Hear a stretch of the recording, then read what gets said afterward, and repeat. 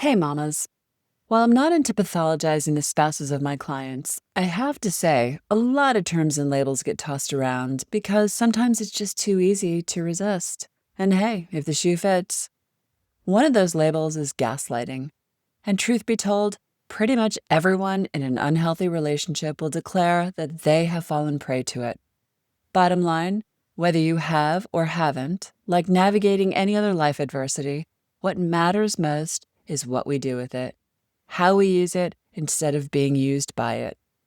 I decided to dive into gaslighting and unpack what it is and isn't. Most importantly, to guide you to harness the power of gathering its intel. What do I mean by that? Well, first off, if you are clearly recognizing it now, you're ready to do something about it. Divorce isn't all about endings. It's about the beginning of new chapters, healing, and breaking old patterns. It's about no longer being gaslit.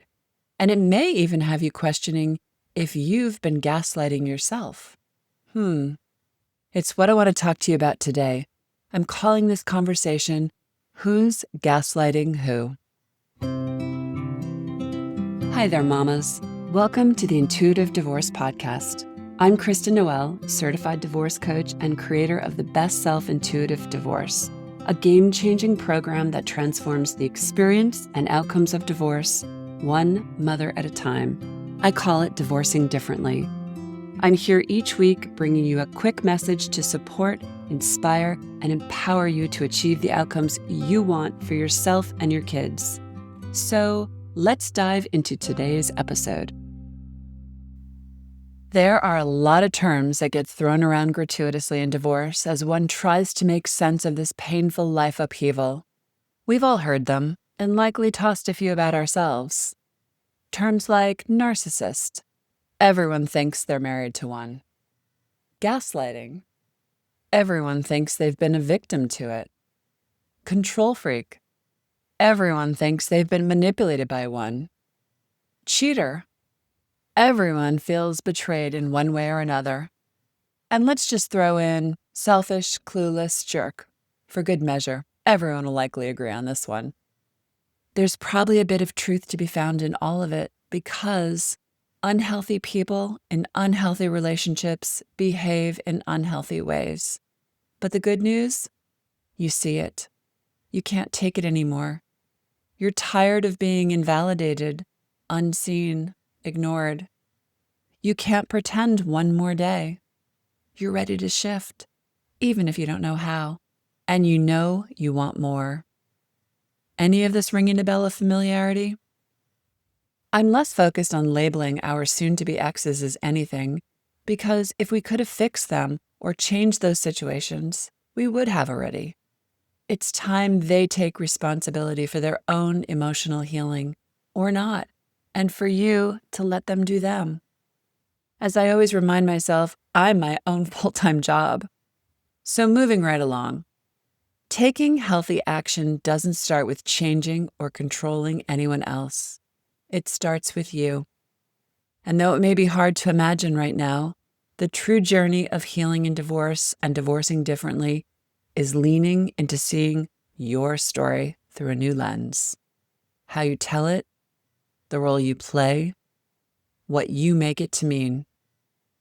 In my own story, initially, I felt very victimized, not physically, but emotionally and financially.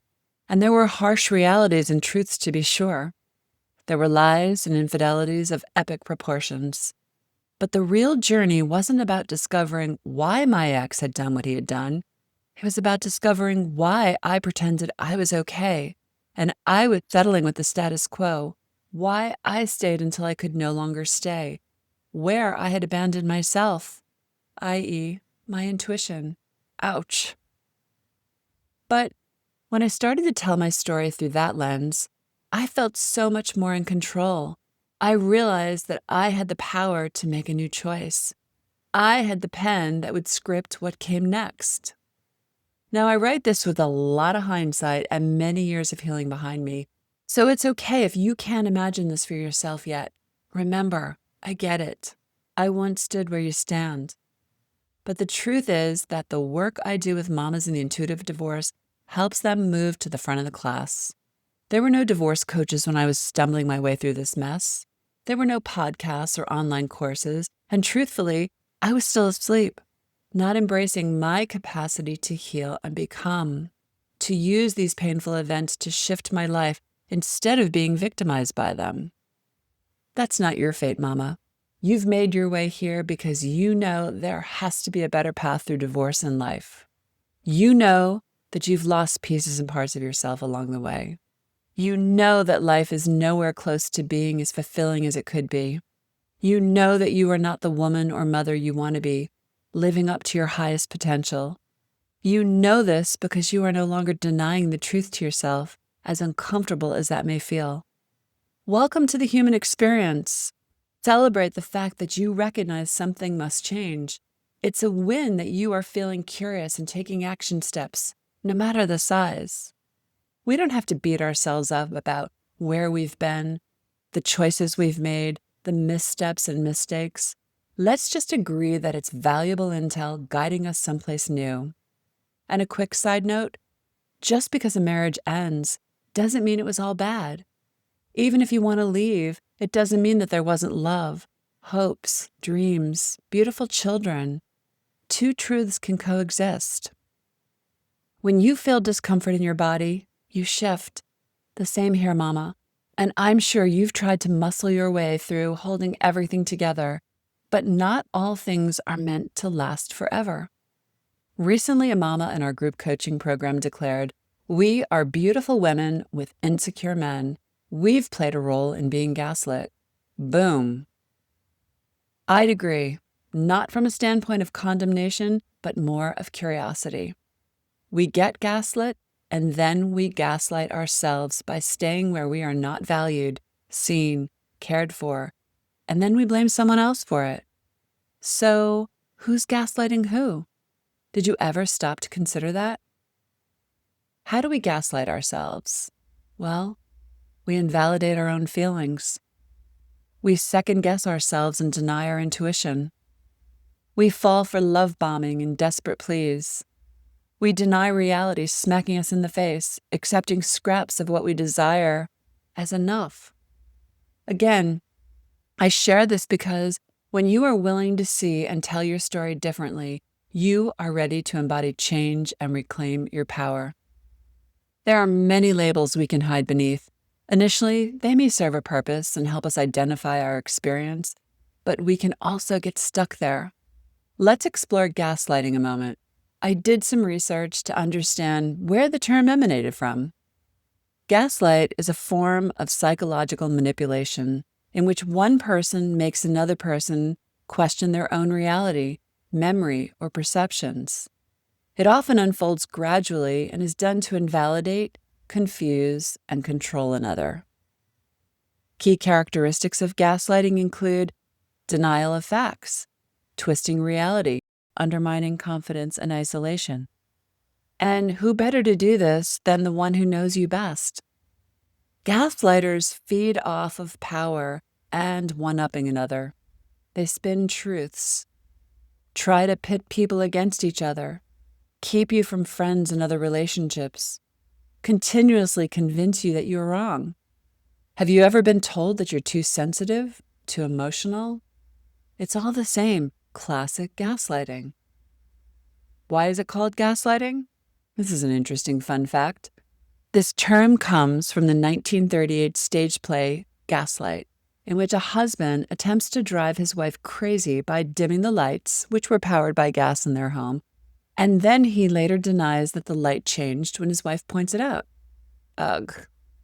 How many times have you pointed something out in your marriage only to be met by a twisted story that leaves you questioning yourself?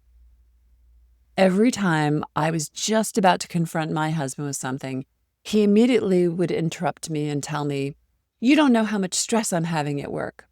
That always stopped me in my tracks, which he knew it would. This was code for, I'll stop her in her tracks by telling her something more important and invalidating whatever is going on with her because I don't want to deal with it.